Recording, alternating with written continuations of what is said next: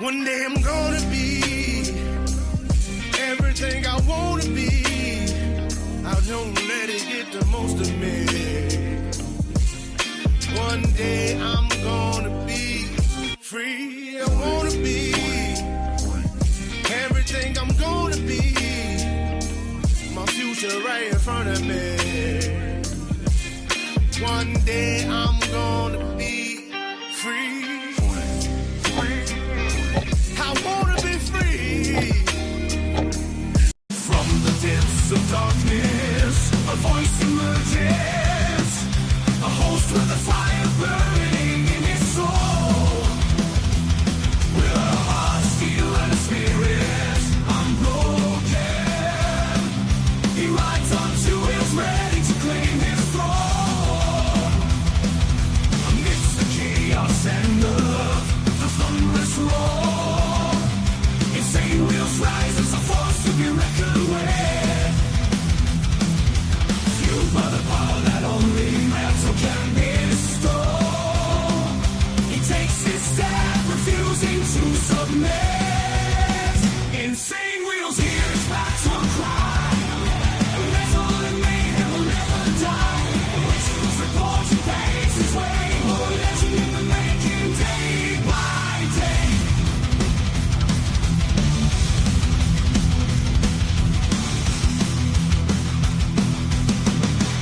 Well, we all made it through the freaking weekend, and we're all alive here Monday morning. Good morning to everybody.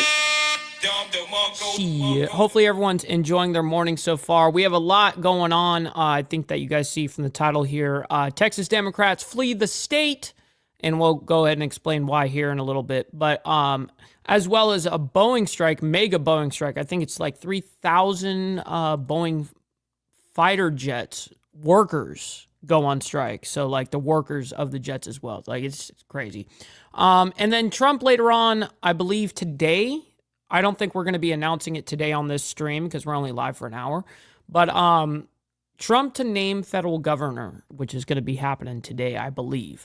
But nonetheless, before we get into all of it, man, we have a lot to discuss. We have not only the Texas House Democrats that are fleeing, that fled to Chicago on Sunday, denying vote on a new congressional map, as well as an update on that as well. And then Trump's full, he had a speech yesterday before he got on the, I forget what the name of the helicopter is.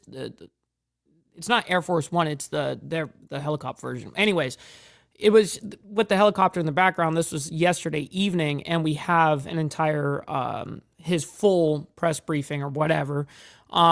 He's talking about not only heading back to the White House, but talks about Steve Witkoff, Jenny Pyro, or whatever her name is, Sydney Sweeney, the Gene Girl, a whole bunch of bullshit going on in the media, and focus where it shouldn't be. And then as well as Iran establishes a new National Defense Council after the Israel war, which you guys know about the 12-day war. And then last but not least, there was a breaking news story an hour ago that just happened, an LA shooting, Los Angeles shooting.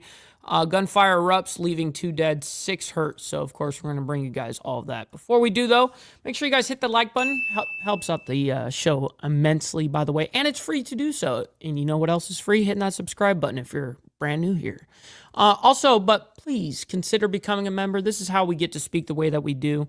We're 100% funded by you guys. And trust me, if we only relied on, like, advertisement for the show, I might make $150 a month off of ads. So if it weren't for you guys, sincerely, we're 100% really not, I guess not 100%, I can't really say that. It's like 99.9% funded by you guys. So it's not like I ever made anything off of ads ever. Even with the most successful videos I ever got, never made huge money off of it. Anyways, side note, follow my Instagram right here at BallValveTV, where I post everything behind the scenes and not only my life, but as well as the show and Millennial Food Time, breaking news, all the great shit. Make sure you guys follow that. Last but not least, all of these super chats, super stickers, gifted membership signups, of course, are going to be presented live onto the show and, of course, shout it out. But if you guys would like to skip that YouTube 30% brutal cut that they take from your hard-earned cash, we have these platforms scrolling for the remainder of the show. And of course, I have it ready. And I also have a donation goal, by the way. If we hit 10 out of 10 teal, which means I think $4.99 and up, $5 and up or whatever. If we get 10 of those, we'll do a Discord movie night one of these nights, like a Friday night or something like that. We can all hang out in the Discord, or Thursday, whatever's easiest for everybody. We'll all vote on it. But we'll eventually get there. I know that you guys will hit the goal eventually. Anyways, good morning to everybody. Thank you all for hanging out with us, man. I'm always very honored by you guys. We got Powers Lawn Care. What's up? Hopefully you're enjoying your morning as well. We got Get Some Jay. What's up, my man? As well as AU. Good morning, kind sir. Good to see you as always. We got Brother Blair down there in Texas. I'm sure he's going to have an opinion on all of this. Like I saw up above, he goes, let me see if I have it right here. Yes, I have it right here. I want all Looney Tune Dems out of Texas. Yeah, I don't blame you, bro. We got Bill Castle over there. Appreciate you, my man. And say hello to your younger brother, Craig. What's up, Craig? Hopefully you're enjoying your morning as well, hanging out with us. And always appreciate you with the like and share. And of course, you know that I don't have the coffee, but I do have the left-handed tobacco on deck. It's ready to go. So, and speaking of the devil, we got Mount High up in the building as well. We got Naomi hanging out with us, throwing out the Cash Apps, the PayPals, the Venmos. I very much appreciate that, by the way. I have that put up on my phone right now. So if anything comes through, I'll instantly see it. And yes, the win for the Discord movie night, for sure. We got Hardwire 1%er, my man. Good morning, kind sir. Good to see you. All right, so if you guys don't know what's going on regarding the Texas Democrats, we're going to go ahead and present and give you guys something that is actually where you can actually understand what the fuck is even happening. Like, why are they fleeing their state? Obviously for some legal reason, but what's the actual purpose? We're going to go ahead and sum that up for you guys right here, right now. Let's go ahead and do it. We start KVU News at 5:30 with breaking news. Dozens of Texas House Democrats have left the state of Texas, preventing that. That's right. Make sure you guys hit that like button, man. Helps out the show immensely. Chamber from being able to conduct any business. What's up, Bath Killer? Good morning. I'm Ashley Goodo. Now, this comes as the Texas House was set to take a vote tomorrow on a bill. Get some. You're very, very correct. And you're going to see here in a second, they actually come out and puff their chests out like, no, this isn't the first time we've done this, and we're proud and standing by exactly what we're doing. Fleeing to Chicago. Fucking crazy. We got Brother Steve Easy, my man. Good to see you. Hopefully you're enjoying your morning as well. Happy Monday morning. All right. To redraw the congressional district map, potentially creating 5 more Republican districts. KVU's Adam Bennett was just outside the tarmac as Democrats loaded a private plane to leave the state. He joins us now live from the airport. Adam? Well, Darren, Nisha, and Ashley, about 9:30 this morning, a House committee placed that new bill with the proposed new maps on the House's calendar for tomorrow. Then about 6 hours later, right here in this parking lot, 3:30 this afternoon, we saw the first Democrats from the Texas legislature. You know what's crazy about that, Papa Penguin? He says it's childish, but it's within the rules. You're absolutely right. And they puff out their chests saying, yeah, we get to do this shit. And we're proud of it. It's wild, but you are right. Arrive here and park in their private vehicles in this lot directly behind me. A short time later, many more arrived by bus. And just before 4, that is when we saw them on the tarmac. What's up, Brother Frank and Gunpowder Nitro? Good morning. Going through what looked like almost a security pat-down. Gorilla Biscuits as well. Shit. Good to see everyone, man. At a desk, and then they began to board one by one. State Representative James Tallarico of Austin is one of the members on board. He says his Republican colleagues left them no choice. But Texas Democrats are fighting back. We're leaving. Listen to this dude right here. Ladies and gentlemen, listen to this rhetoric. The state, breaking quorum. We're leaving the state and breaking quorum. So quorum, I believe, is 100. You need 100 votes or something like that. It's a third or almost a third, whatever, something like that. But Texas Democrats are fighting back. We're leaving the state, breaking quorum, and preventing Republicans from silencing our voices and rigging the next election. We are not fighting for the Democratic Party. We are fighting for the democratic process, and the stakes could not be higher. We have to take a stand. What bullshit, dude. Now, as news of the Democrats leaving Texas spread, Speaker of the Texas House of Representatives Dustin Burrows posted this on X, writing, quote, "The Texas House will be convening at 3 p.m. tomorrow. If a quorum is not present then, to borrow the recent talking points from some of my Democrat colleagues, all options will be on the table." Now, lawmakers did not speak to us before boarding the plane this afternoon. They were in that plane on the tarmac for a while. They only took off since he was born. About 15 minutes or so. ago, but they do plan on holding a news conference once they arrive in Chicago in just a couple of hours. Reporting live in Southeast Austin, Adam Bennett, KVUE News. Adam, thank you. Yeah, that is a wild thing. It's crazy how politics work, right, Papa Penguin? He says, we're preventing our voices from being silenced by not participating in the conversation.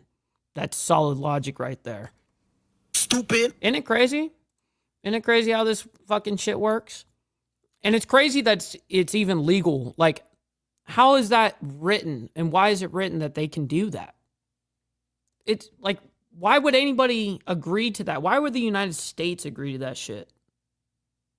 It's wild. We want to take some time now to take a deeper look at the map, what is happening that's prompting the Democrats to break quorum. So this is the current congressional district map. This is a look at the proposed map in House Bill 4 that they're talking about flipping. Let's zoom in and talk about the changes. And one of them is really significant. It is to our Central Texas area. Right now, there are two districts that make up Austin, 37 and 35 largely. You can see in the new map that District 35 is completely changed. It goes all the way south now, not having any of the Austin area. And Shit, I don't, you don't have to get mad at that. Or no, I don't think anyone's going to be mad at that over here, Brennan. Good to see you, by the way. Good morning. 37, and then you stick the rest of Travis County and the Austin area into District 27. Is Hardwire live tonight? Shit, I'll be there then. Which goes all the way down south. We're talking about Victoria County, Wharton County, very east. That is what some people say would cancel out those Democratic votes. Now, if we take a look at what would happen in the Dallas-Fort Worth area, really two districts to look at here. It's 33 and 32 right now on the current map. Over here, you can see that 33 then takes up most of that area, and 30. So you guys can see the visual changes. She's just going to explain these changes, and of course that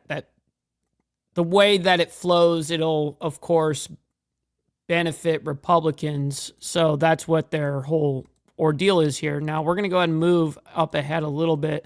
You can see the difference here in the southern region of Texas as well. You can see that change. Map, each of those districts go further north, presumably into counties to include counties that the president, Donald Trump, won in the last election. So that puts the seats of Representative Henry Cuellar in 28 and Vicente Gonzalez in 34 at jeopardy. And then in the Houston area, what happens here, there are three main districts to watch. It is 9, 29, and 18. And what happens is District 9, represented by Al Green, essentially becomes District 18. 29, represented by Sylvia Garcia, becomes some of what was 18 and a little bit of what she had there. But then District 9 shifts further east. Yo, what's up, Rapid of Chaos? Good morning to you. Happy Monday morning. Again, and as we go east, we get into more rural parts of Texas, and that presumably would allow a Republican to take this seat that was held by the late Representative Sylvester Turner. Darnisha. Thanks, Ashley. We are hearing some Democrats may have stayed behind in Texas, but more than 50 left, which is enough to break quorum. There are 150 members in the Texas House of Representatives. Okay, so here's for quorum, 100 members out of the 150. And you need 2/3 to have a quorum. So that's 100 members. Right now, the House is made up of 88 Republicans and 62 Democrats. So if all of the Republicans and 12 Democrats are at the Capitol tomorrow afternoon when the House meets, there will be a quorum. If they are not, the chamber won't be able to conduct any business. Now, that's a really valid question, by the way. Naomi says, who hasn't hit the like yet? Yo. I appreciate you guys hitting that like button, by the way. You guys don't have to like all the craziness that's happening, but you guys can like it for me and my takes and what we do over here. Special session lasts until August 19th. So the Democrats would have to stay gone for 16 days to stop the map this time around. But remember, 16 days? They have to be fled out of their fucking state? Away from the people they represent? Wild, bro. Back in 2021, when Democrats broke quorum to try and stop a voter reform bill, Governor Greg Abbott simply called more special sessions. Why is this shit legal? Say Representative Gina Hinojosa from Austin. Can anyone answer that? Why is it legal to do, like, have this whole bullshit where they can flee their state and where they represent their people? That's crazy. We got David Cassidy. Good to see you, my man. Good to see you. Hopefully you're enjoying your morning so far. About the long game of breaking quorum this time around. Here's what she had to say. Here's what I know. When we broke quorum in 2021, we ended up... The best way, real quick, the best way that my grandmother put it, slutty gorilla biscuits. I had to throw in the slutty part, of course. It's great. He says, Mike, when I was a kid, Texas voted exclusively Democrat.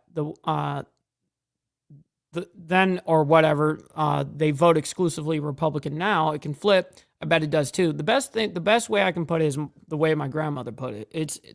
The pendulum will swing. It'll go radical this way, and then it'll swing right back and go radical the other way. It's just the way it goes. Shit fucking flips. It just does. It's wild to actually watch, but it does happen. Winning for the day. And then it turned out that we showed you can only push so far on the Republicans' bill that would have banned Sunday morning voting, targeting souls to the polls to end that tradition, would have allowed an elected judge to overturn the will of the voters and overturn election results. They were so embarrassed by what they had put in literally in the middle of the night that they dropped those provisions from the bill and they gutted their own bill. We could not have known that when we broke quorum to win for the day. So my lesson there is we fight to win for today, and tomorrow we deal with that. Yeah, but that's kind of the sad thing is that, oh, they're politicians and we automatically, oh, well, politicians never get in trouble kind of thing. They don't have to abide by the law. What they do isn't legal, blah, blah, blah. I think that's kind of cope. You know what I mean? I agree with what your sentiments are here, but we have to hold them accountable. You know what I mean? We have to. And it's guys like me that, you know, put the pressure on and say, yo, this is some bullshit over here. You know, this is not okay.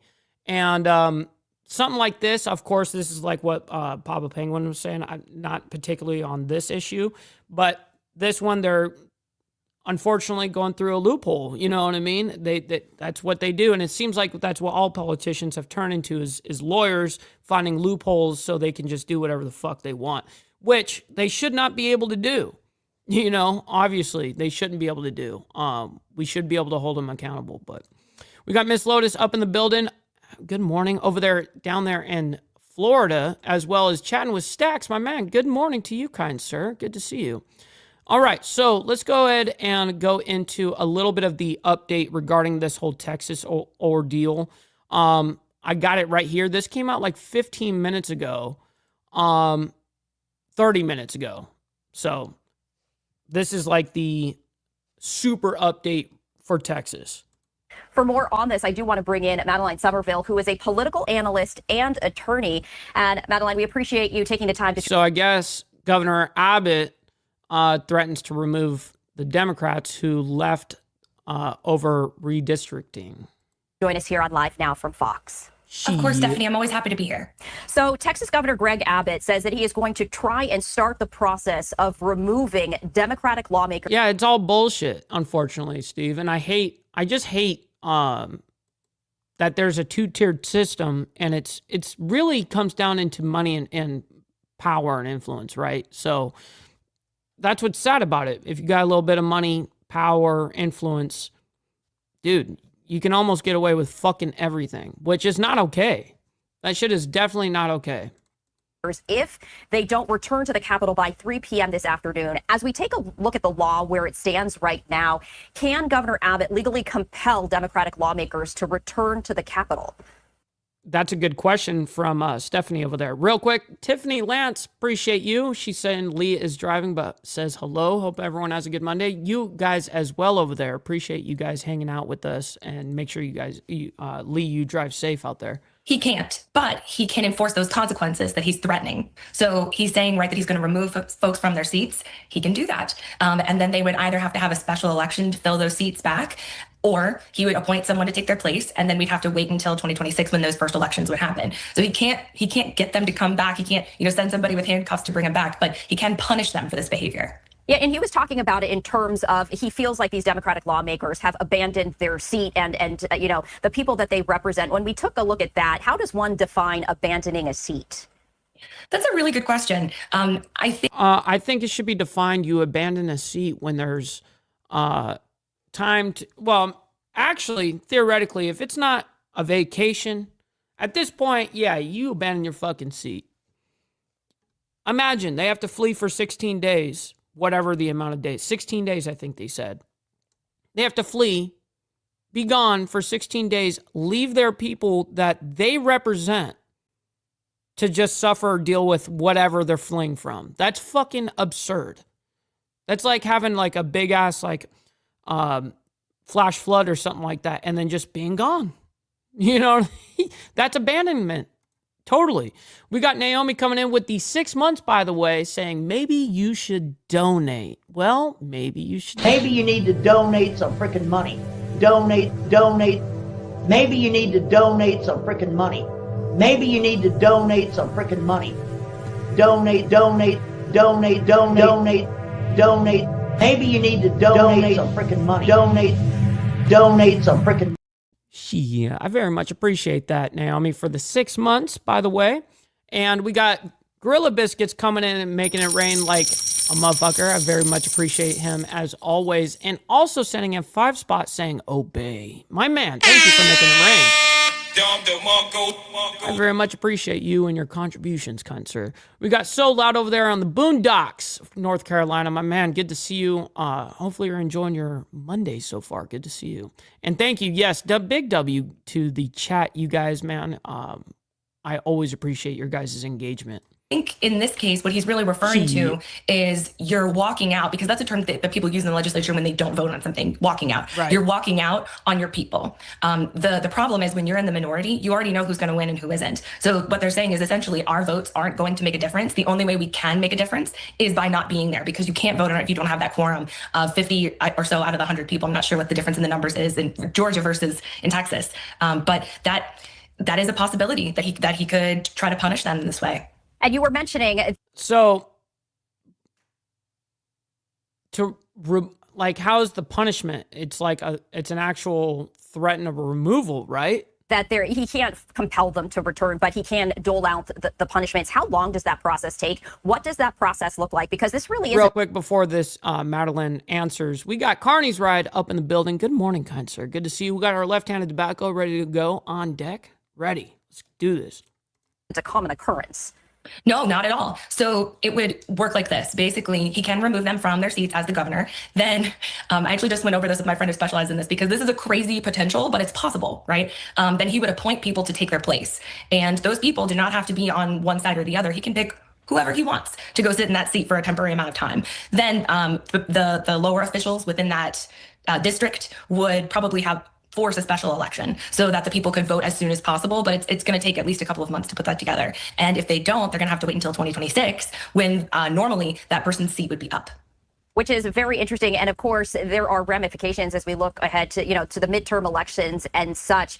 As we take a look at this, it's a little bit unprecedented that people are just walking out, refusing to return. And then the governor saying, you know what, if you don't come back, I'm going to start the process of removing you.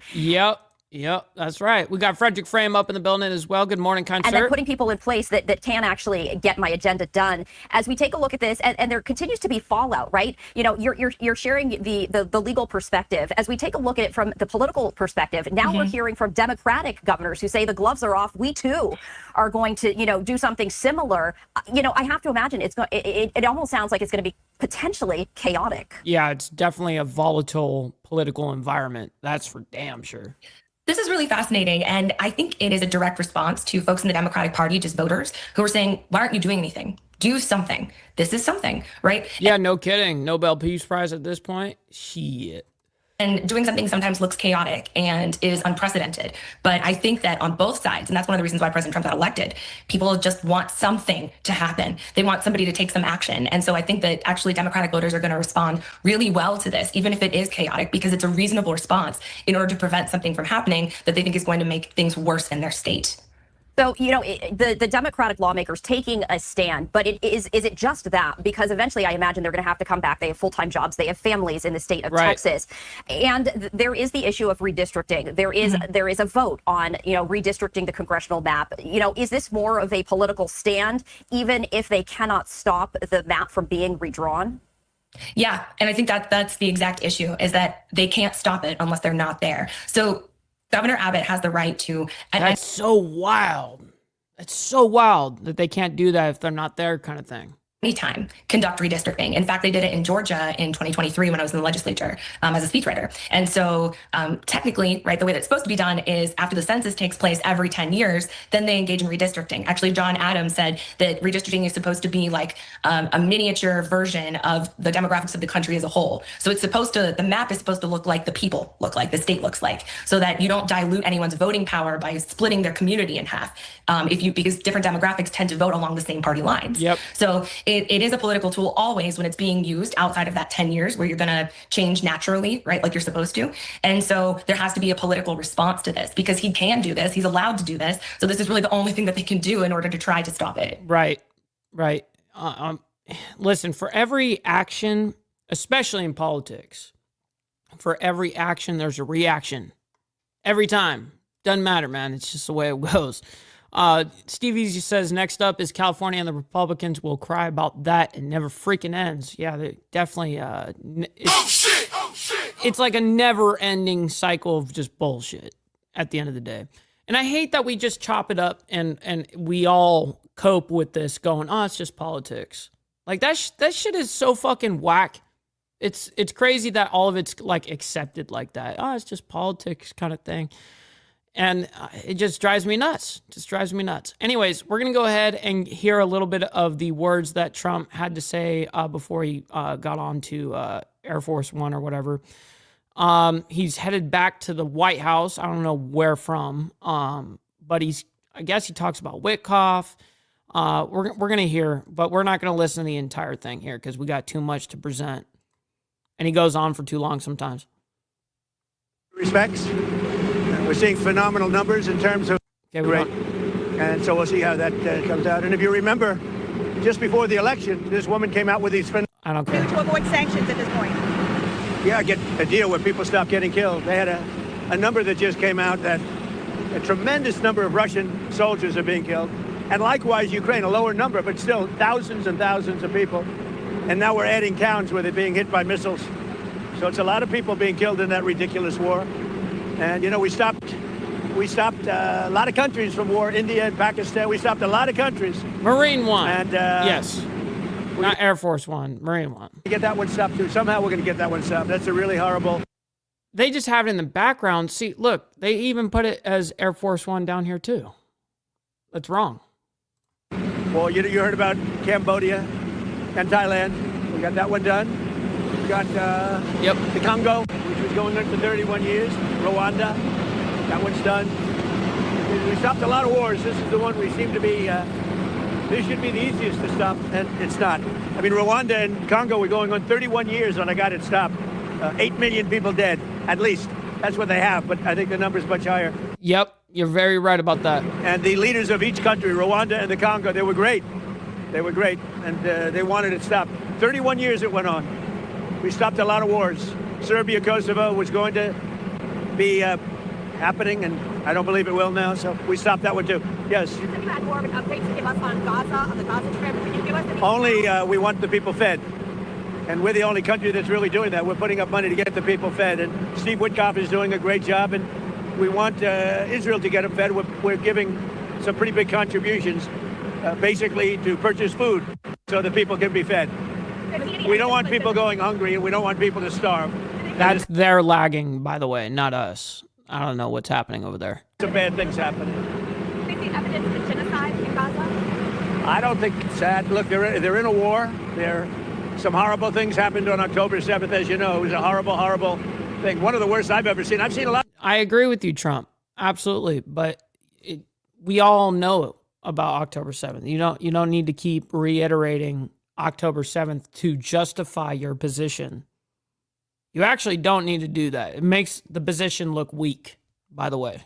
A lot of bad things in some president in terms of wars and potential wars. I mean, if you look at the one that we just stopped, they had thousands of people being dead already at the border between Thailand and Cambodia. Thousands of people.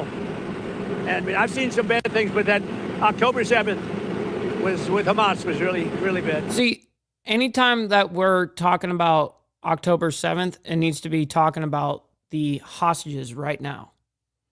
Like, always tie that into they still got our hostages now. If you're going to say this shit, you know what I mean? Because that's my only fucking actual care on the whole fucking ordeal is get the fucking hostages back. What are you doing?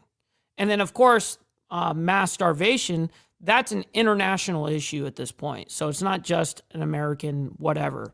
President, can you give us an update on Steve Witkoff in Russia? And what happens on Friday if the deadline comes and Russia has not agreed to a ceasefire? Well, there'll be sanctions, but they seem to be pretty good at avoiding sanctions. You know, they're wily characters, and they're pretty good at avoiding sanctions. So we'll see what happens. Heck yeah, Peaches, what you going and getting? But Steve is focused right now on the border in terms of, we're talking about with Gaza, getting people fed. And he may be going, I think next week, Wednesday or Thursday, maybe going to Russia. They would like to see him. They've asked that he meet, so we'll see what happens. Mr. President, what advice do you have for Republicans on Capitol Hill heading into some midterms? What do they need to do? What can they do to, hold? Well, one of the things they're going to be talking about pretty soon are the tremendous drop in drug prices. We've cut drug prices by 1,200, 1,300, 1,400, 1,500%. I don't mean 50%. I mean 14, 1,500%. Because we're going favored nations. We want the same prices Europe gets. We want the same prices other country gets. And over the years, 25, 30 years ago, it started where they were charging us much more. And I put it into it. Well, yeah, and that's why a lot of these trade deals have been awesome. And I've definitely applauded those deals being made. We definitely need them as a country. I can tell you that. We definitely need something good to be going on. And that's one thing that he's doing right. Is making deals and in the economy aspect. Yeah, he's doing a great job. All right, so let's go ahead and move into Iran establishes new National Defense Council after Israel war. I'm not going to listen to this analyst that's about to come up. I listened to about half of this while I was taking a shower this morning. And the guy that they bring up, of course, is extremely biased. It even says, he's the national president of the Zionist organization. Legit, this is oh shit kind of thing. So I'm not going to allow him to speak and go crazy on my platform here, but I will get a general consensus and then we'll go ahead and move on into the strike regarding Boeing. I guess they have 3,000 employees striking right now. So anyways, we're going to go into this right now. Good morning. It's Monday, August 4th. I'm Jeanne Francine here with you for the next few hours to give you all of your breaking news alerts, top stories, and of course, your live events of the day. As we begin this broadcast bright and early this Monday morning, we do want to begin with some breaking news. Take a look at your screen. Compelling images coming in this Monday morning as we are following breaking news courtesy of the Associated Press. They report Iran founded a new defense council after attacks in June by Israel. And the U.S. Iranian state media, they do confirm this Monday. Iran's Supreme National Security Council, the country's right, there was nobody left in the seat. They had to fill the seat. Exactly, Papa. Highest security body made the decision to establish the Supreme National Defense Council. Ask Hamas how that shit goes for them. You know what I mean? Council, which will be headed by their area president. The council will handle defensive plans and improve the capabilities of Iran's armed forces. Several members will include the Speaker of Parliament, the head of the judiciary, and the chiefs of military branches and related ministries. The Defense, Intelligence, and Foreign Ministries are expected to be council members, although the local report did not provide exact details. To provide further context, we do know that Iran's decision follows a 12-day air war by Israel and the U.S.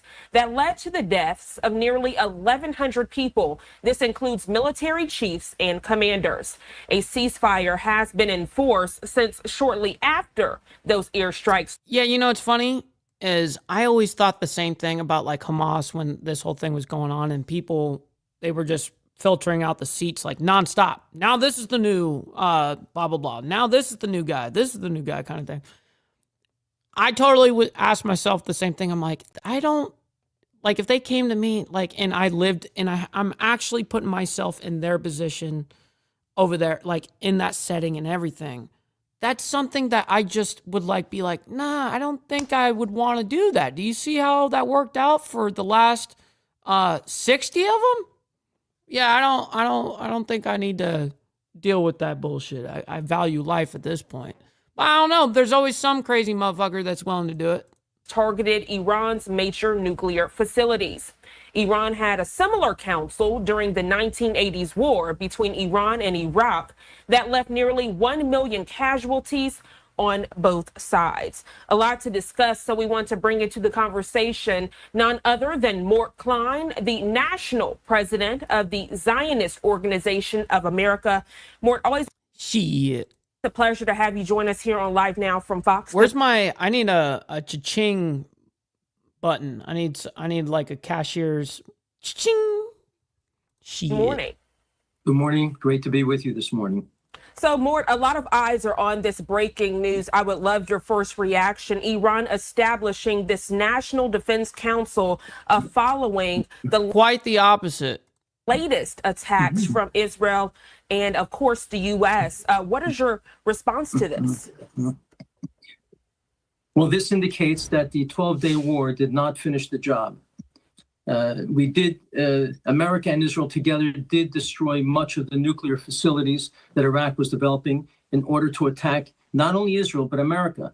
They have developed international content, ICBMs, missiles that could have nuclear warheads that can reach America. So we have to understand this is... No. ICBMs would not, from over there in Iran, would not be able to hit us in America. What is he talking about?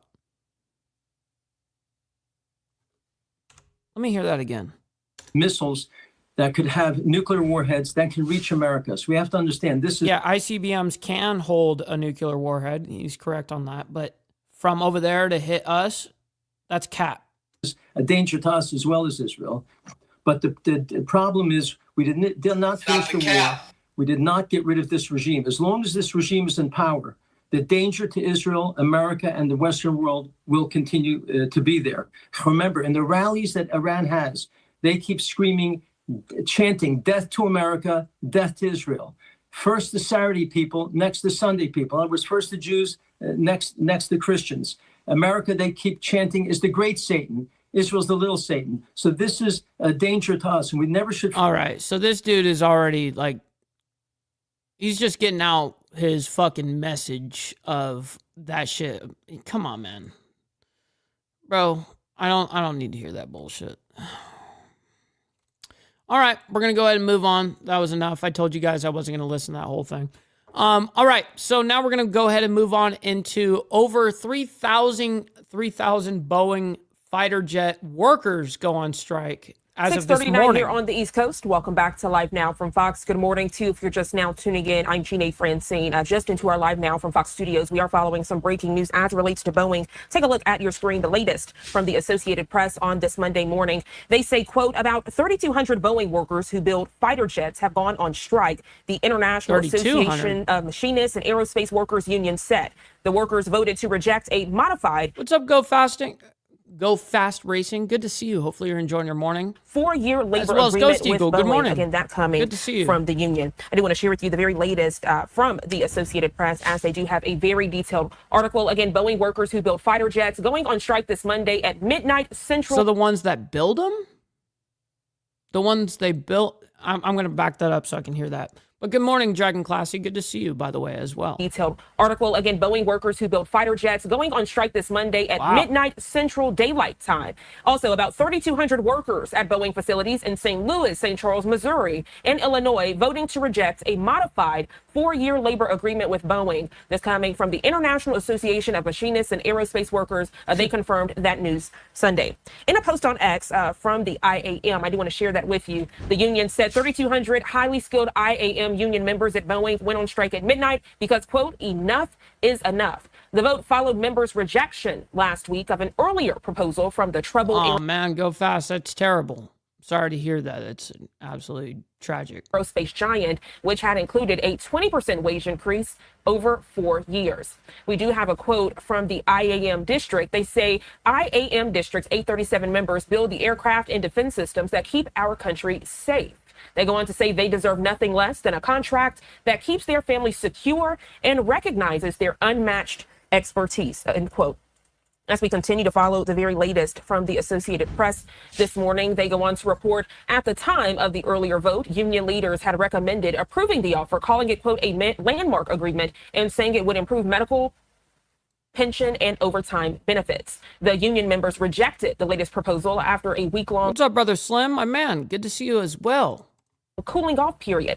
Boeing has been struggling after 2 of its Boeing 737 MAX airplanes crashed. Listen, Boeing ain't going down because The government ain't letting it go down. It's their company, basically. One in Indonesia in 2018 and the other in Ethiopia in 2019, killing 346 If it weren't for the U.S. government, this shit, Boeing would have gone out of business so many fucking times.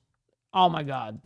Back in June, one of Boeing's Dreamliner planes operated by Air India crashed, killing at least 260 people. Last week, Boeing reported that its second quarter revenue had improved and losses had narrowed. The company lost $611 million in the second quarter compared to a loss of $1.44 billion during the same period last year. Jesus. So we do continue to follow this breaking news here on Live Now from Fox on this Monday morning. Now 6:42 here on the East Coast. I do want to transition to give you a live look out in Arlington, Virginia. As I did state before the break, Arlington County, that is the headquarters of Boeing. We're also keeping a close eye on strikes that are underway. I did mention that St. Louis is one of those areas where strikes are underway. We have a beautiful skyline shot there as the sun is coming up, and you can see the arch there in the distance as we are further following this breaking news. We also have a fancy 4-box to share with you as I drop this lower of some of the airports: Atlanta, Philadelphia, Los Angeles, and DFW. There you go. That was only 3 hours ago. So this all just happened. They say have gone on strike after rejecting Boeing's latest offer on Sunday. So I'm sure we will get updates as the day goes on, at probably, as the week goes by. I'm sure they're going to settle probably fairly soon, I would imagine. If there's only 3,200 specialists in this, particular department, they're going to get them back. I promise you that. They're going to make a deal. Something's going to happen.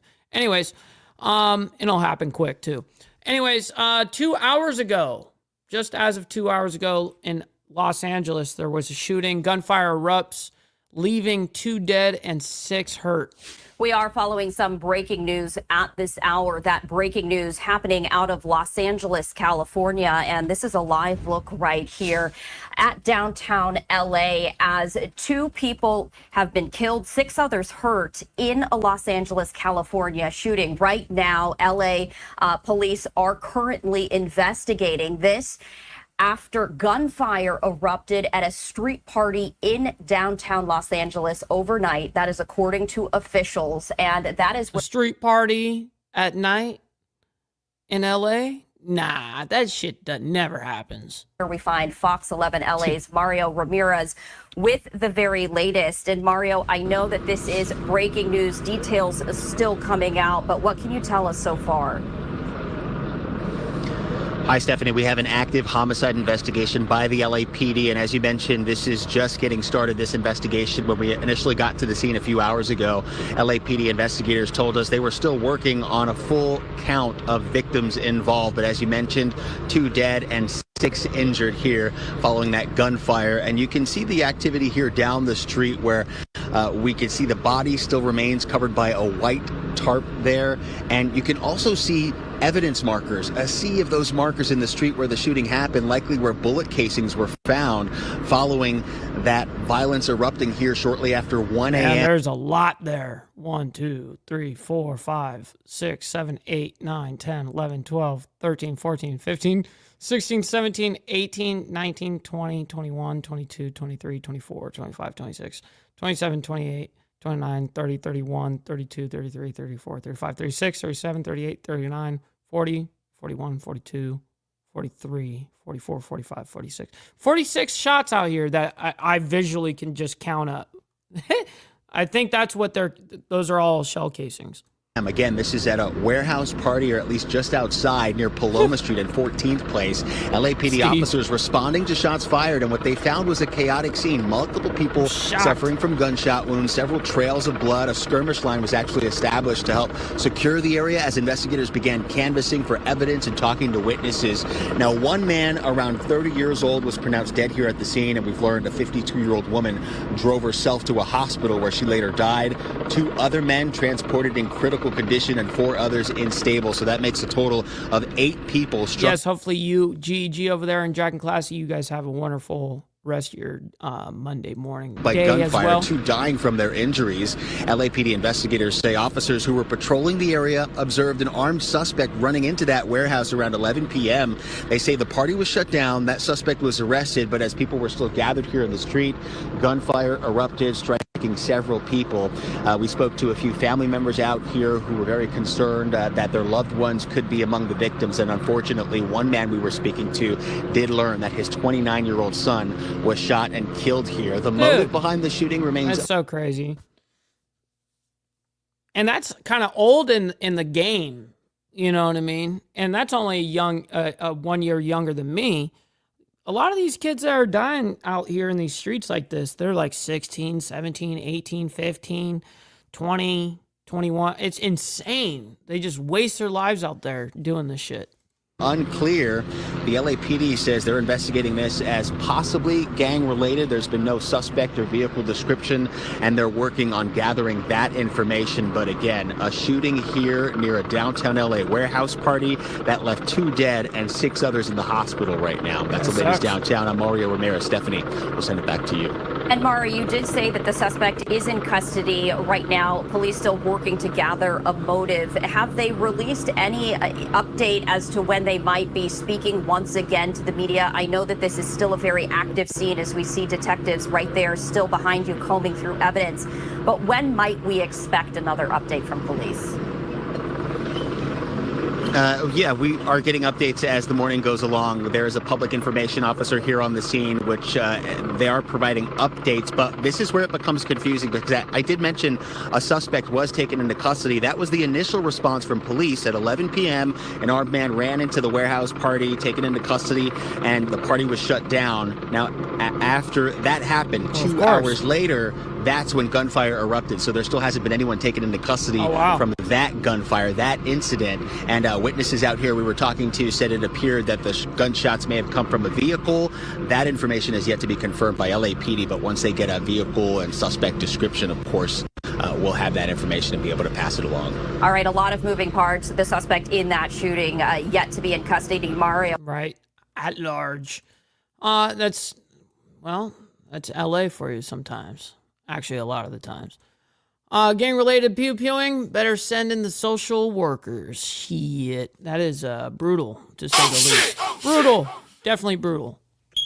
Anyways, ladies and gentlemen, I can't thank you guys enough for hanging out with us this morning. Unfortunately, there's no one here to raid. There's no one live right now, so we're going to go ahead and end this here. But I can't thank you guys enough. Make sure you guys hit that like button on the way out. It always helps out the show immensely, by the way. It's free to do so. Thank you guys that have donated and have been engaged and commenting, all of that stuff. I very much appreciate that. If you guys can do me a favor, leave a comment at the end of the video, not in the live chat, meaning after the video is done in the comment section. That would be awesome. Listen, we'll be back tomorrow morning for more of the world's madness. As always, man. Much love, honor, respect, everybody. God bless everyone. Much love. From the depths of darkness, a voice emerges, a host with a fire burning in his soul. With a heart, steel, and a spirit unbroken, he rides on 2 wheels, ready to claim his throne. Amidst the chaos and the thunderous roar. Hell yeah, Claire. Appreciate you, my man. Thank you.